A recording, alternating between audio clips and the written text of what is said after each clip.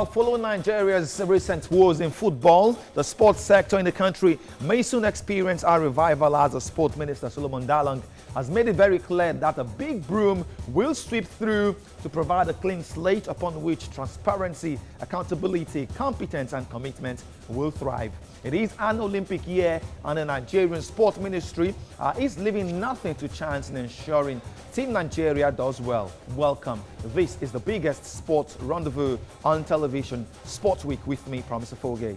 On the show, a massive shake-up in the Nigeria Football Federation. Details on top story. Highlights of the Dutch League football make-up top action.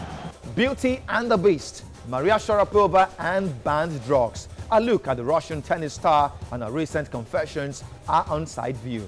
The program is Sports Week.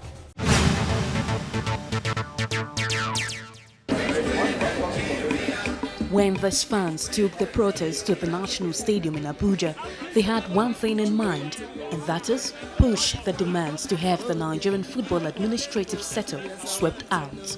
The Nigerian Football Federation has not been doing the right job, and the present leadership must go.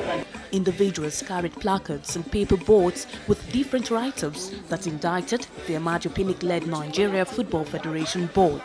They described the current football administration as a failure and opined that Nigeria's non-qualification for the 2015 and 2017 Nations Cup indicates doom for football in the country. It's a shame to Nigeria. Over 170 million cannot qualify for Nations Cup. It's a shame to Nigeria. Nigeria's Minister of Youth and Sports, Solomon Dalung, does not share the views of these persons. He is dismayed at the turn of events in the Nigerian football, but thinks forcing the NFF board out of office will not be a solution. I think we over-project personal interests over and above national interest. You don't assess a person by just one performance.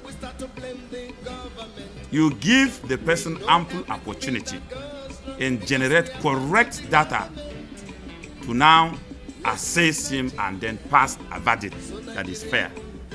But the sports minister's position is not in tandem with that of the Federal High Court in Jos, which on Friday sacked the Amaju Pinnick-led board of the Nigerian Football Federation. Presiding Judge Musa Runo passed a verdict which permitted Chris Giwa to take over the leadership of the NFF with immediate effect and ordered the sports minister to recognize his election victory at the August 26, 2014 poll. As it is now, by the operation of the law, by what has happened today, Amaju Pinnick board ceases to be in existence because the law is the law. Giwa claims he was rightfully elected president of the Nigeria Football Federation, and the court says he will temporarily be in charge pending a final verdict of the case. Meanwhile, the Pinnick faction has filed for a stay of execution, hence status quo remains. Nigerian football has been under siege since 2014 when both Giwa and Pinnick began the battle for the NFF presidency.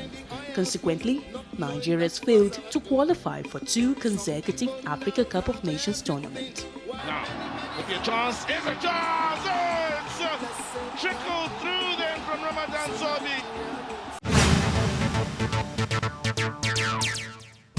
And after last Tuesday's meeting between the Nigerian Sports Minister Solomon Dalung and Nigerian football officials, a number of decisions were reached and others still pending.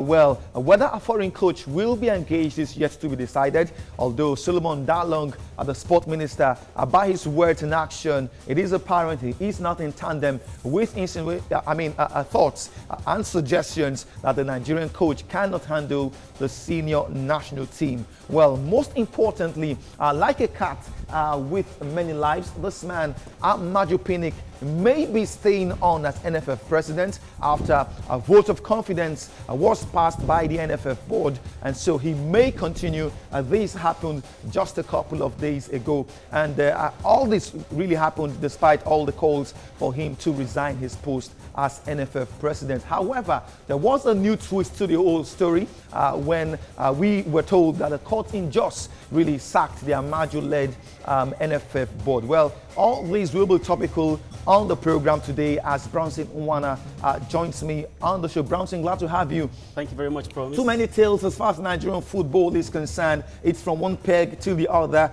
First, it was Nigeria's non-qualification for the Nations Cup. We're still trying to get used to that bad story. And then the minister gets to meet with the NFF. A vote of confidence was passed. Just a few hours after that, a court in Jos is sacking the same board that has just passed the vote of confidence. Very, very laughable. And sometimes I wonder where Nigerian football is going, back and forth, back and forth. We have seen the effect in our football. The Nations Cup, for the second time back-to-back, it's a very, very big blow as far as Nigerian football is concerned. Devastating effect. Very, very devastating effect. And really, just like the sport minister for me, I think, just like every other minister we've seen, he's gradually becoming Minister of Football rather than Minister of Sport. What will be the legality of Giwa coming in as NFF president? Not forgetting the fact that the Amaju-led board is recognized by FIFA, it's recognized by CAF, it's recognized by CAFU, it's recognized by the Court of Arbitration for Sport. Not forgetting that Chris Giwa had gone to the Court of Arbitration for Sport and his case was thrown out. And so what will be the legality of a court in Jos endorsing Chris Giwa as the NFF president? Now, there are a lot of twists to it. Now, don't forget that Nigerian court is very, very powerful. It, of course, has a jurisdiction in cases that has to do with law of the land. But Nigerian football, we are affiliated country to CAF, FIFA, and of course, just like I said, Nigeria, CAS, Court of Arbitration for Sport. So it's going to, we want to see how this pans out. But the truth is, this is becoming a big drama. It's becoming a big drama. At some point, Nollywood producers may begin to look at this NFF saga I'm telling you, and produce a script. As a matter of fact, the whole drama is just going back and forth. Even sports journalists, we really don't know what to expect. We're getting tired. We are getting tired of this whole thing. Let me inform our viewers here, Brownson. At the election Giwa reportedly won, there was no representative from CAF. There was no representative from FIFA. There was no representative from WAFU. So how do we deem that election fit? That's a very big question because, during that, you won't take away the fact that that period there were lots of controversy in Nigerian football. Looking at, even the problem started before Pinnick came into power, and it was not resolved, and Giwa has been running around. But however, one of the way Giwa can really get into office is very, very simple. If the sport minister... Your advice from you to him now? Yeah, okay. Of course. One of the ways he can get into office is if the sport minister and the Nigerian government can endorse him as the duly elected president of the Nigerian Football Federation, and of course, probably recommending to CAF and the FIFA. That's one of the ways. That will be government interference, and FIFA will frown at that. The mean, sport minister is an appointee of the government. But then he's a sport minister. And also don't forget that even the court... Don't forget FIFA frowns at government intervention in football. Okay. We just have to take a break now, Brownson, and we'll get back shortly on Sports Week to give you a lot more as far as sports is concerned. Hi, I'm Bamboye Funshaw, under 17 Nigerian player. Keep watching TVC Sports.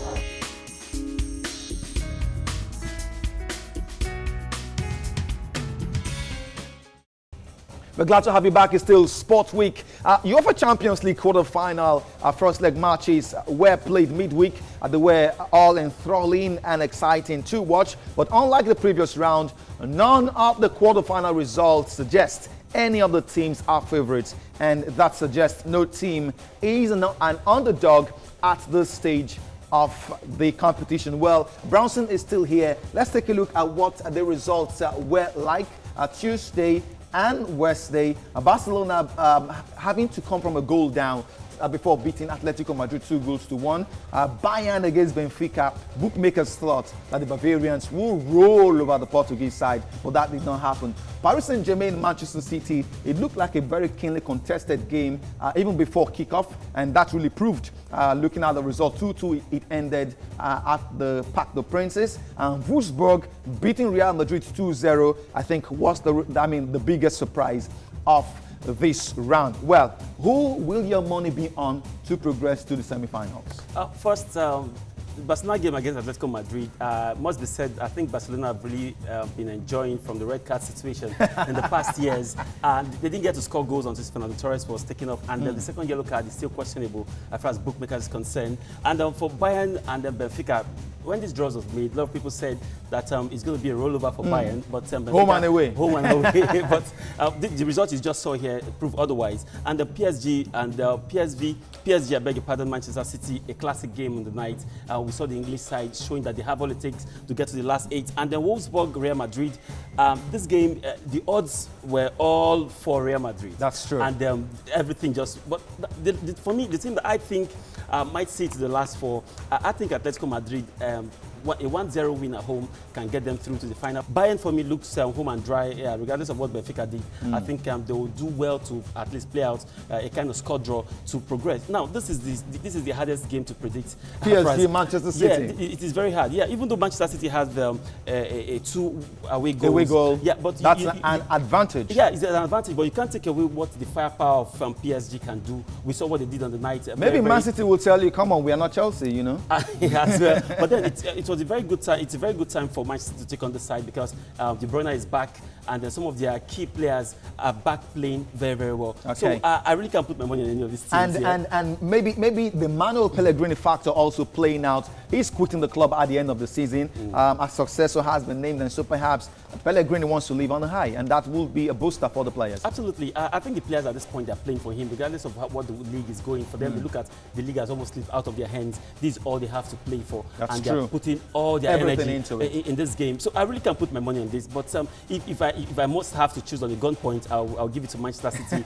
progressing probably by a goal to And nil. Wolfsburg, Real Madrid, can the Whites really turn the table on its head when they go to the Santiago Bernabeu? Now, 2 goals down. Against AC Milan some years back, Madrid were down, I think 4-0. They came back, they went to Santiago Bernabeu, and they got the result. 4-1, and they got to their home, and they had a 4-0 victory. So they have, as far as Europe is concerned, it's a very big stage for them. Okay, still talking European football. Well, we have a chosen one here for the Blues, Chelsea. Jose Mourinho said he was the chosen one, but I think this is the chosen one. Antonio Conte, that's one man who will be replacing Jose Mourinho permanently at Chelsea. He will be the 10th manager to handle the club since Roman Abramovich took over as owner of the club. He was with Juventus before joining the Italian national team. And so far, so good for Conte. He's proven himself to be a super coach in Europe. We saw what he did with Juve, winning the league again and again with the Italian national team. They qualified for Euro 2016 without losing a game. And I think that speaks a lot about the credentials of this man. Okay, like I said, he is the 10th manager for Chelsea. Let's take a look at the previous managers that have really worked at Stamford Bridge under Roman Abramovich.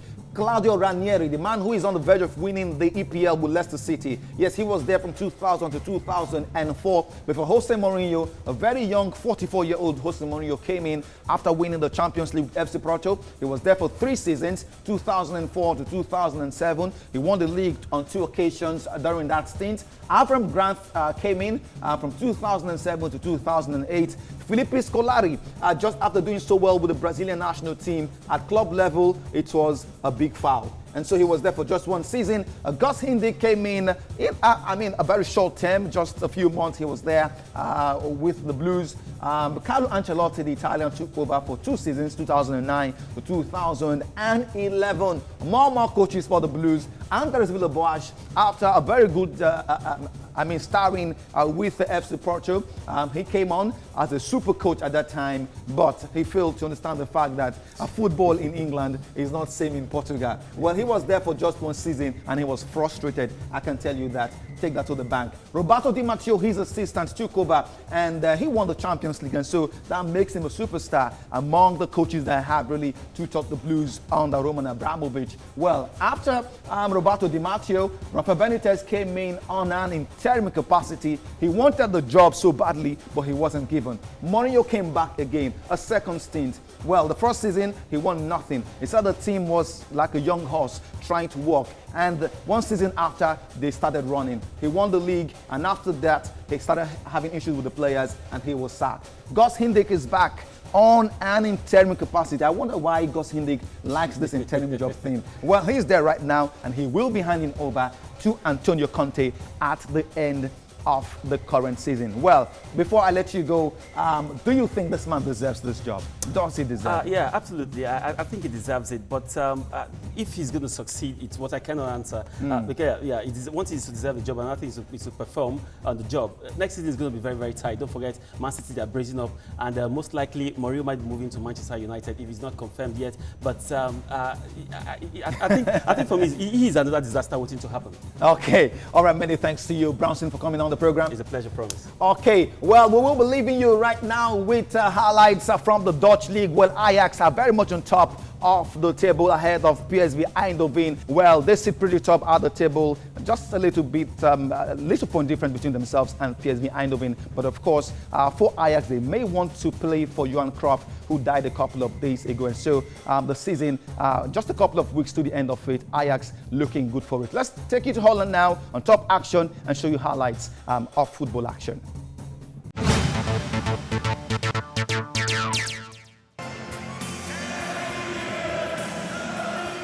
Late Ajax and Netherlands star Johan Cruyff was remembered with tributes before and during the game against PEC Zwolle in Amsterdam. The home team were poised to honor their legend, and they did so in style by scoring 3 first-half goals to seal the game. Danish winger Lasse Skolni's early goal was complemented by Polish forward Arek Milik, who scored a brace in the 29th and 40th minutes.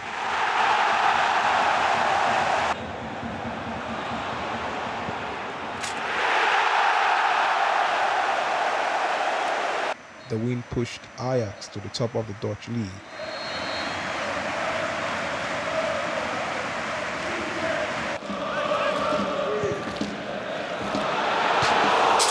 PSV Eindhoven showed class and good goal-scoring form playing away to AZ Alkmaar.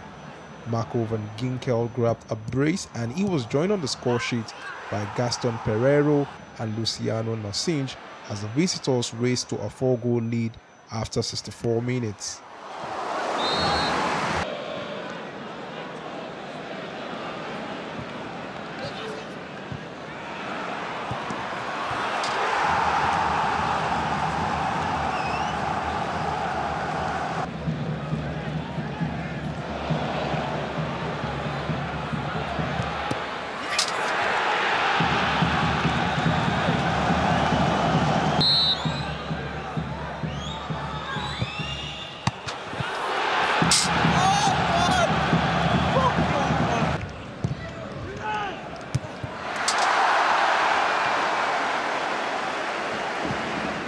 Alkmaar rallied with a late flurry, Job van der Linden and Muammar Tankovic scoring to make the scoreline more respectable for the host.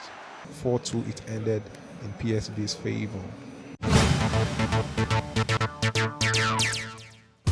When Maria Sharapova confessed that she failed a drugs test in January at the Australian Open, the news came as a rude shock. And the question was, what will the pretty and talented lady like this be doing with banned drugs? Sharapova tested positive for meldonium, a substance found in medications for heart trouble. She said it was a mistake and has accepted to take all the blame. But how does she get to this embarrassing point? Sideview gives an explanation.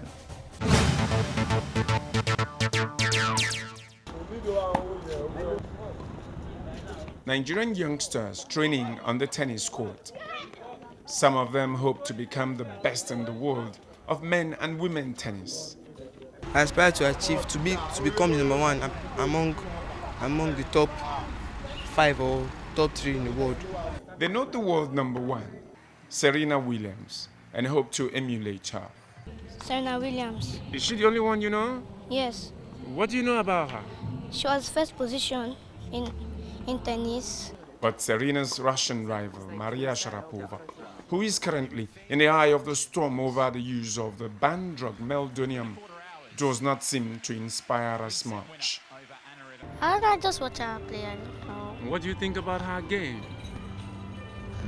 Game is sometimes she always wins. She plays power tennis because she also for balls. Sharapova shocked everyone when she announced she tested positive to the drug used for the treatment of heart attack, meldonium, which has just been included on the World Anti-Doping List this January.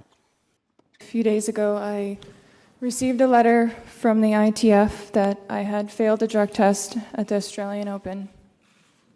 I did fail the test, and I take full responsibility for it.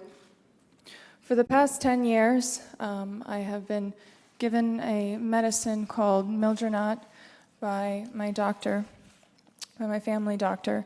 And a few days ago, after I received the ITF letter, I found out that it also has another name of meldonium, which I did not know.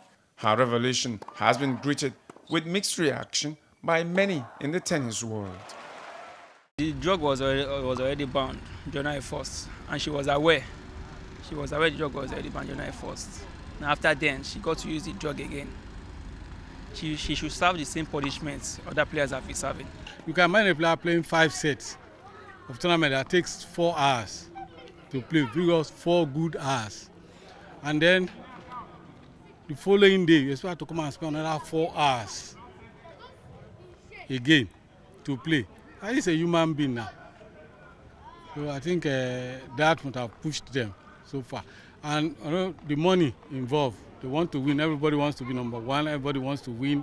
Maria Yurievna Sharapova rose to fame after an upset victory over defending champion Serena Williams to emerge the 3rd youngest winner of Wimbledon in 2004. What a story! Now ranked number 11 in women's tennis, Sharapova has been world number 1 5 times before, twice in 2005, 2007, 2008 and 2012. She held the position cumulatively over a 21-week period. With a total of 35 singles titles, she is among a few elites who have won all the Grand Slam titles, with 5 in her kitty.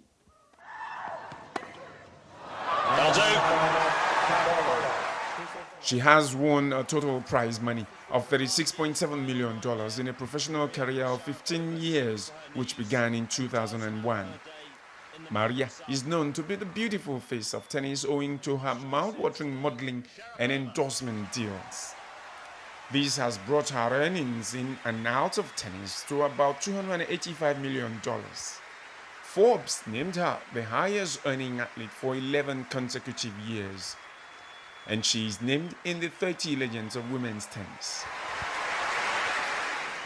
How did Sharapova descend to the grass from a career full of grace, elegance and beauty? Early in March, Sharapova admitted she failed a drug test at the 2016 Australian Open. It turns out many other Russian and Eastern European athletes have also tested positive to the drug.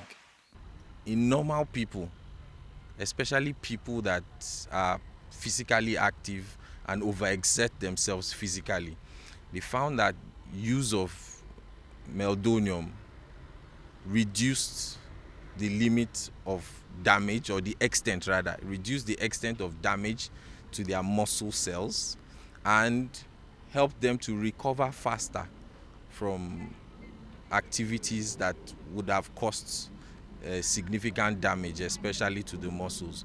So that, for one, may be a reason why Sharapova was using such a medication. She's been provisionally suspended, awaiting the final decision. How much will the tennis world miss Sharapova and her competitiveness, especially against Serena Williams? As a ranker, yes, she's beaten Serena twice already, and the Australian Open, Serena lost in the final. So really lots of ladies are out there that can beat Serena on a very, very good day. Sharapova is not really one of them. For me, Sharapova era in tennis is already gone, because even before now, there had been a lot of upsets to her game. She's not really getting it. The world waits anxiously to know how the story of the elegant and beautiful tennis top seed, Maria Sharapova, who rose to grace, will end.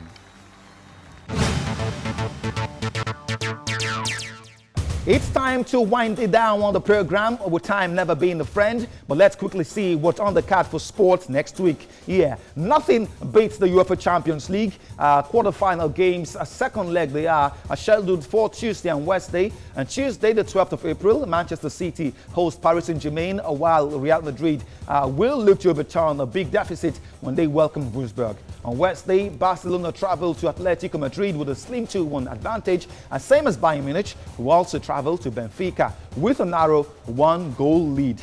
Well, that will be it on Sport Week this week. I am Promise Foge, making a promise to return next week. Until then, bye-bye now.